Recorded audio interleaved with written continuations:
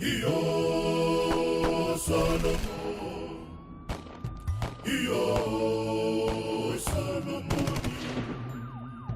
Iyo Solomon,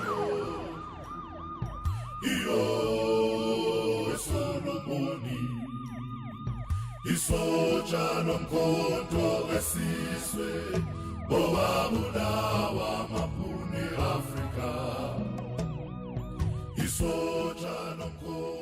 My name's Nicholas Wolpe, and I'm the founder and the CEO of the Liliesleaf Trust. That Liliesleaf was the cog in a much broader, what I would like to call geopolitical struggle within the context of South Africa, within the borders and the boundaries of South Africa. It took on, we began to realize that there was so much more to Liliesleaf.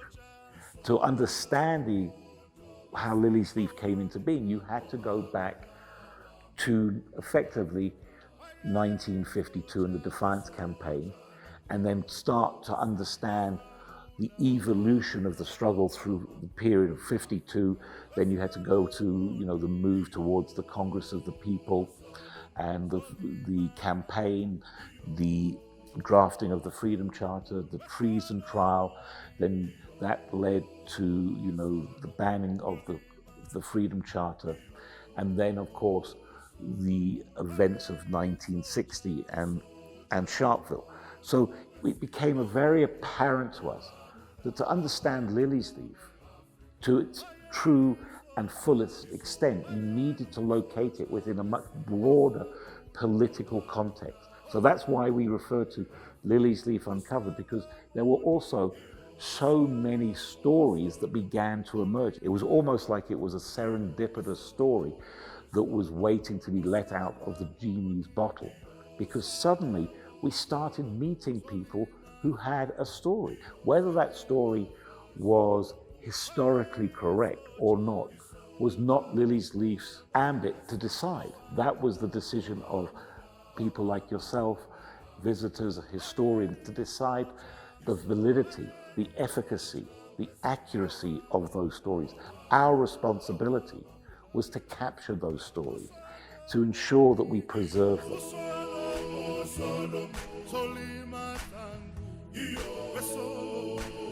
My name is Tracy Rabelo. I am a Liliesleaf tour guide. I've been with Liliesleaf for 12 years now. I came here, interviewed as a cleaner, worked my way up until I became tour guide manager.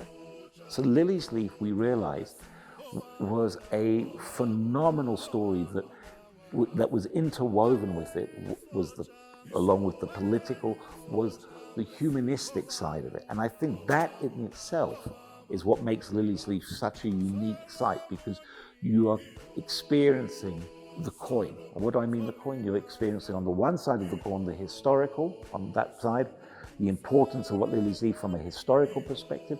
And then on the other side of the coin, you're talking about the life experiences, the impact of Liliesleaf on people's lives who lived throughout this period. And I think that's what makes this site so phenomenal and so unique. And the stories just have mushroomed.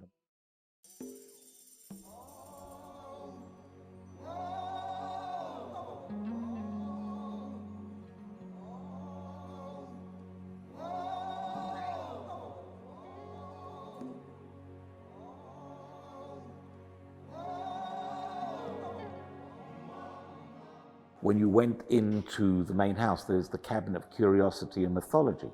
We called it the Cabinet of Curiosity and Mythology, not out of some just random collection. We called it because the idea of curiosity and mythology, there are mythology. Many stories are that of a mythical, which have evolved into, grand stories. But whether we know they're true or not, we don't know.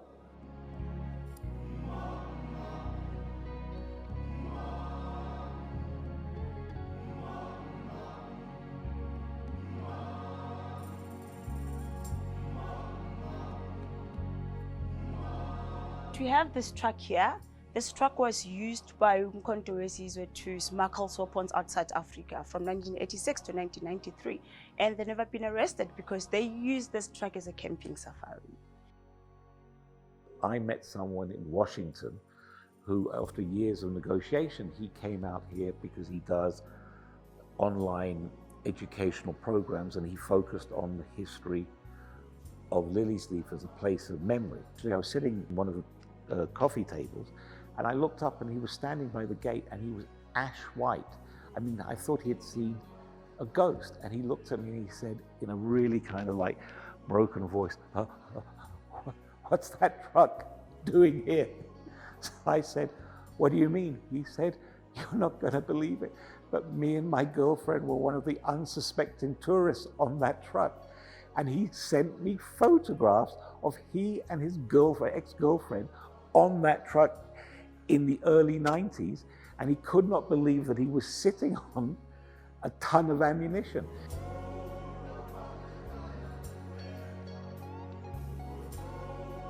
This is where the police found the document of Operation Mayibuye. This is where they have all those secret meetings. And this is where everybody was arrested.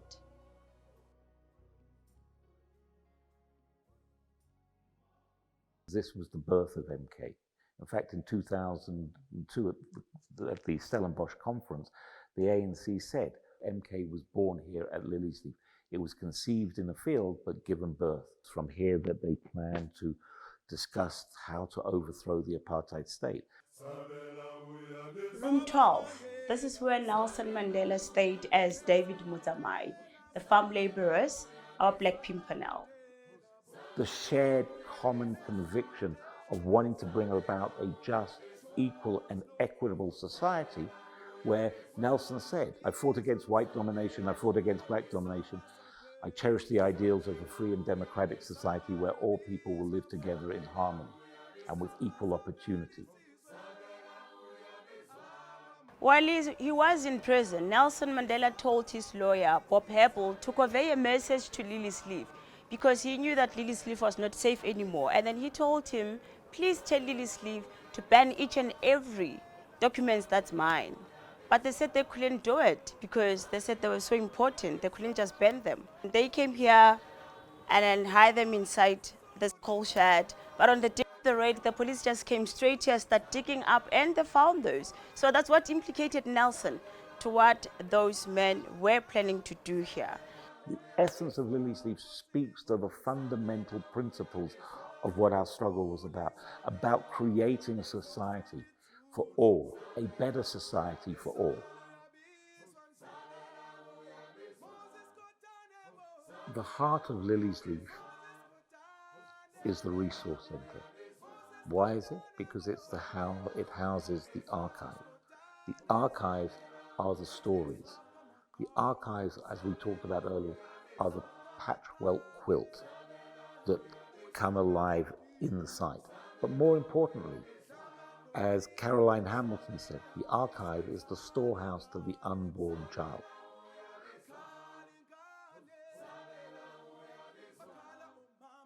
The story begins to grow to the point now where we're focusing on international solidarity. So we've got at the moment 4 exhibits. We've got the European Union, the GDR, we have Norway, and we have Sweden. We're about to embark upon Denmark next year.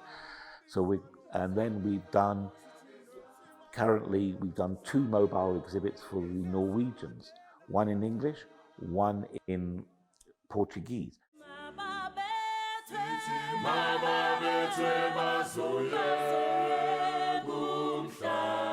It's important that we preserve sites like Liliesleaf, like District 3, and like other sites.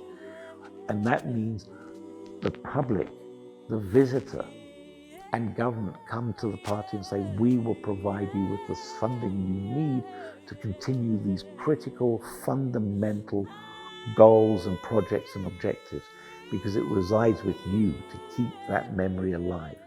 Because the new struggle today is the struggle against forgetting.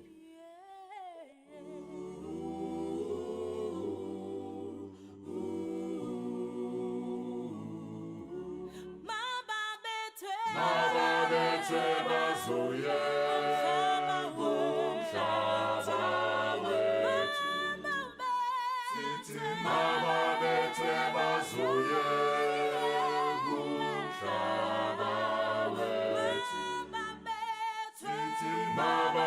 Machweba